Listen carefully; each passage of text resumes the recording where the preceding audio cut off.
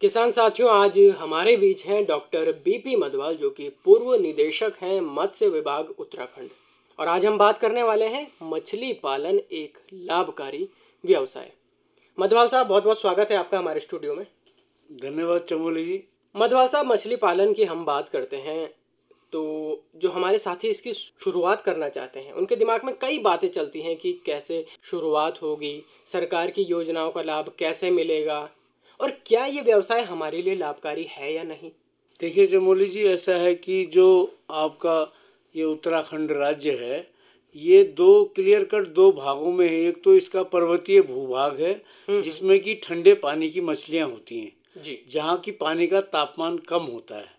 और एक मैदानी इलाका है उधम सिंह नगर का, देहरादून का मैदानी इलाका, जनपद हरिद्वार का। तो इसमें क्या हुआ कि ये मैदानी इलाके में जो पानी का तापक्रम है वो थोड़ा सा हायर रहता है।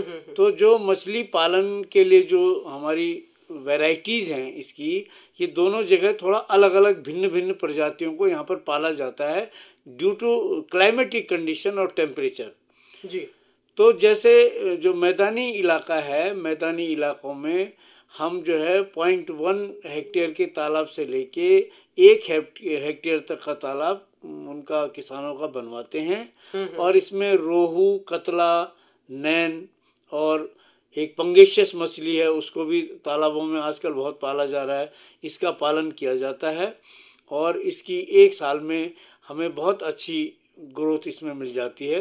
करीबन एक साल में ये 700 से 800 ग्राम और कहीं कहीं पर 1-1 किलो तक की मछली तैयार हो जाती है जी। जो किसानों को काफ़ी लाभकारी होती है। और उपज की तुलना में अगर हम इसको ये देखें कि हम खेती कर रहे हैं वहीं पर और वहीं पर मछली पालन कर रहे हैं, तो कम से कम खेती की उपज से और मछली पालन की उपज है वो 3 से 4 गुना किसान को ज़्यादा फायदा देती है।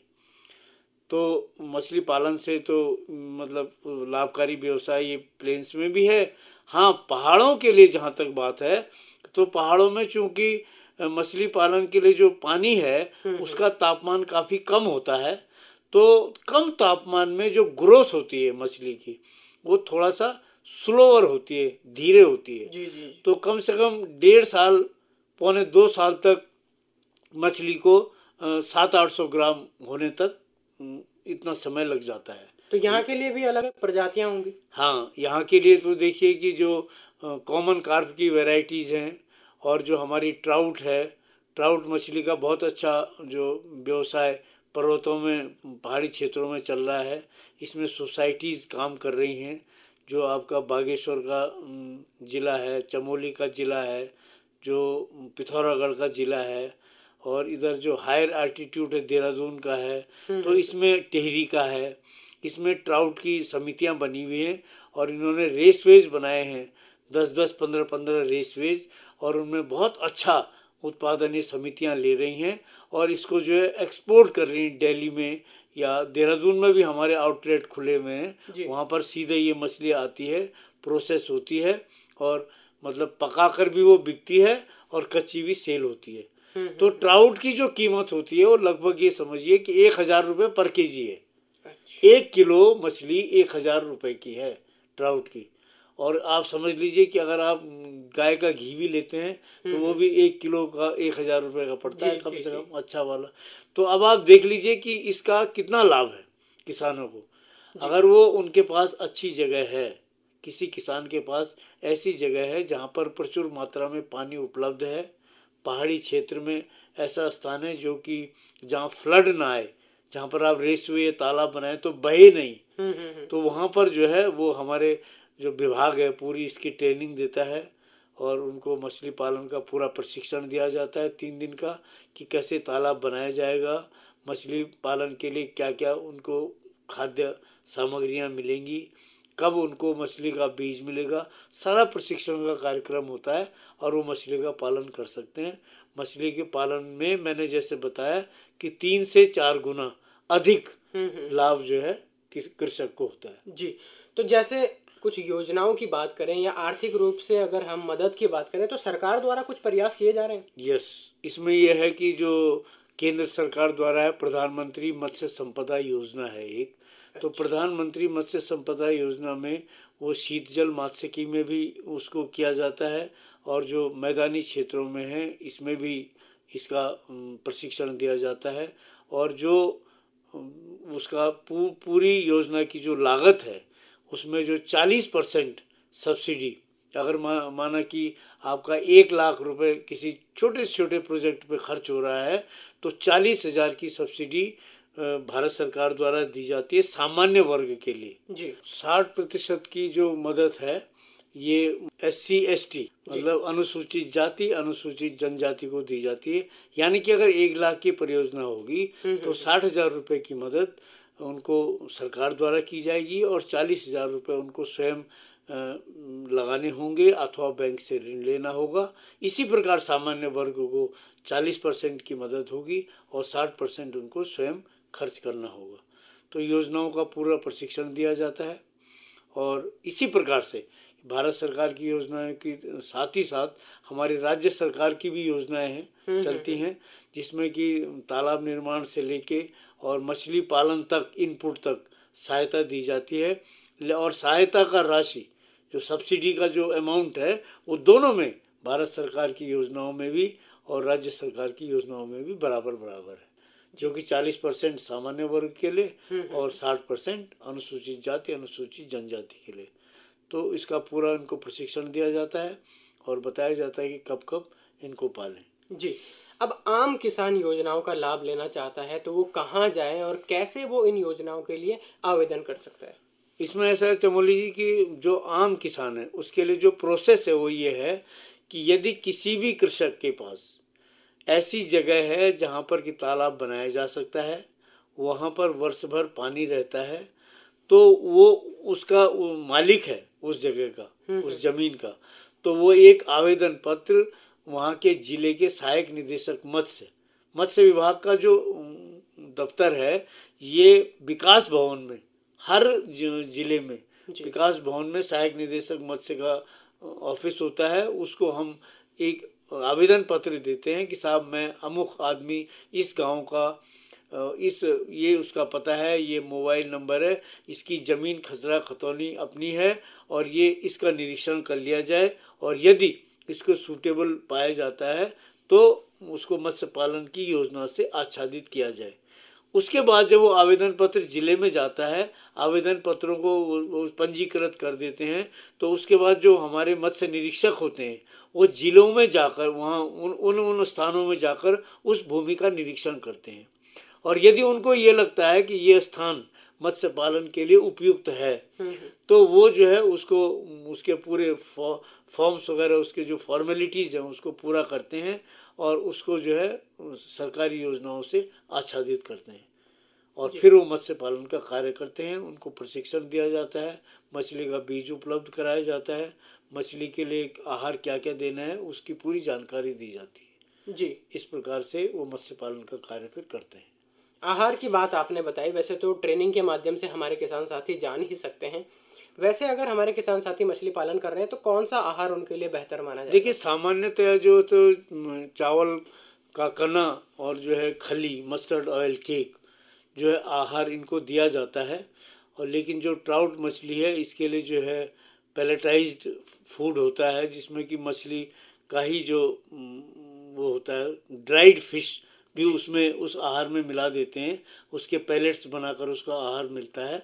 तो इसके आहार भी इसकी भी बड़ी बड़ी कंपनियां हैं मछली के आहार की, वो इसको सप्लाई करती हैं, और उस सप्लाई को हम किसानों की चेन से जोड़ देते हैं, और फिर किसान उसको लेकर और अपने मत्स्य पालकों को वो आहार उपलब्ध करा दिया जाता है जी। किसी भी काम को डॉक्टर साहब हम करते हैं तो कुछ समस्याएं भी हमारे सामने आती हैं। हाँ, क्या मछली पालन में कुछ ऐसी समस्याएं, जैसे कई बार हमारी जो मछलियां हैं उनमें कुछ रोग वगैरह लगने की समस्या हो? हाँ बिल्कुल ये होता है। यदि जो है तालाब का पानी बहुत दिनों तक हमने मछली के तालाब को ठीक से देखा नहीं, उसमें बहुत गंदगी हो जाती है या कोई इन्फेक्शन हो जाता है, तो मछलियों में कुछ रोग भी हो जाते हैं जी। तो रोग होने से उनके जो स्किन होती है उसमें धब्बे बन जाते हैं लाल लाल, कहीं पर स्कार हो जाते हैं, कहीं पर उन पर फंगस लग जाती है, कहीं उन पे कुछ ऐसे कीड़े होते हैं जो बाहर उन पर चिपट जाते हैं और उसके बाद उनको खाना शुरू करते हैं।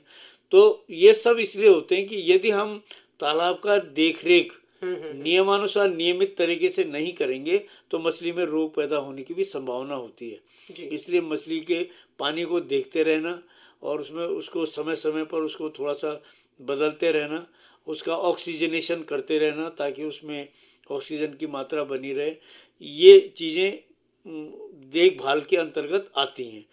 और साथ ही साथ यदि अगर कभी बाय द वे कभी लग जाता है किसी मछली के उसमें, तो पोटेशियम परमैंगनेट का घोल बनाते हैं हम लोग और उसको ट्रेनिंग में बताया जाता है कि कैसे उस मछली को निकाल कर उस घोल में थोड़ी देर तक उसको डालते हैं और उसके बाद फिर उसको तालाब में छोड़ देते हैं फ्रेश पानी में। तो जो उनके जो शरीर में जो भी परजीवी या कोई रोगाणु लगता है तो वो उससे दूर हो जाता है। तो ये सब ट्रेनिंग के पार्ट होते हैं। तो एक तो ये चीज़ समस्या होती है कि कोई रोग आ जाए तो उसके लिए हम कैसे उसको करेंगे, तालाब की सफाई कैसे करेंगे, पानी को कैसे रखें।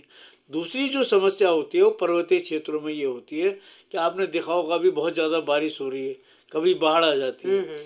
तो हम तालाब का चयन ऐसे स्थान पर करें जहाँ पर कि बहुत फ्लड ना हो। जी जी। क्योंकि पता चला कि आपने तालाब बनाया और वो बाढ़ में बह गया तो आपका किया हुआ जो है सब नष्ट हो गया। तो कोशिश ये करनी चाहिए कि हमको ऐसे स्थान का चयन करना चाहिए जो कम से कम थोड़ा फ्लड जोन में ना आए। इस तरह से ना आए कि वहाँ अतिवृष्टि में तालाब बह गया और फिर उसके जो है लाभ किसान को नहीं मिल पाया। क्योंकि इसके लिए अब योजना बनाई जा रही कि इसका इंश्योरेंस वगैरह किया जाएगा तालाबों का, लेकिन अभी तक ये भी प्रोसेस में चल रहा है, अभी फाइनल नहीं हो पाया है कि कैसे करेंगे। तो यहाँ पर किसान को थोड़ा सा कष्ट होता है, लेकिन ऐसे जो केस होते हैं वो मुश्किल से 4-5% होते हैं। ज़्यादातर लोग इसका लाभ लेते ही लेते हैं। जी। अब हमारे किसानों के मन में सवाल आता है कि भाई उत्पादन हमारे पास है, हमारे पास मछली पर्याप्त मात्रा में है, कहाँ पर हम इसको बेचें? क्योंकि आय हमारे किसान साथियों को तभी होगी जब उनको सही दाम मिलेगा और सही जगह पर जब वो अपने उत्पाद को बेच सकते हैं। बिल्कुल सही बात कही चमोली जी। उसमें यह है कि जो हमारे छोटे किसान हैं, तो छोटे किसानों के लिए तो यह है कि उनकी जो उपज है मछली की वो तो लगभग वो वहीं पर समाप्त हो जाती है। जो कि वहीं पर जो है लोग आ जाते हैं कि साहब हमको मछली हो गई है, हमको दे दीजिए, तो लगभग उनका तो वहीं पर बिक जाता है। लेकिन ऐसे किसान की जिनके पास बल्क में सामान है, तो बल्क में सामान जो है वो दो तरह से उसका कंज्यूम करते हैं। एक तो वो मंडी में भेजते हैं अपने माल को जी पूरा, और दूसरा क्या करते हैं कि उसके कुछ फुटकर ऐसे होते हैं जिनको हमने मोटरसाइकिल वगैरह दी हुई होती हैं, वो वहाँ पर खरीदते हैं और उसके बाद में फेरी लगाकर उसको बेचते हैं। लेकिन ज़्यादातर जो बड़े किसान हैं वो उसको मंडी में बेचते हैं और उसका अच्छा पैसा मुनाफा ले लेते हैं। जहाँ तक पर्वतीय क्षेत्रों की बात है कि ट्राउट मछली बहुत महंगी होती है और वो ज़्यादा आ जाती है, तो उसके लिए हमने देहरादून में, हरिद्वार में और जो प्लेन्स का एरिया है इसमें आउटलेट खोले हुए हैं। और उस आउटलेट में जो मछली का प्रोसेस्ड मछली, कच्ची मछली भी बिकती है और पका कर भी वो लोग उसमें सेल करते हैं। तो यहाँ पर उत्तरा फिश से नाम से यहाँ पर कई जगह पर इसकी आउटलेट है, वहाँ पर आती है और वो वहाँ पर उसके मछली का अच्छा दाम प्राप्त कर लेते हैं। जी।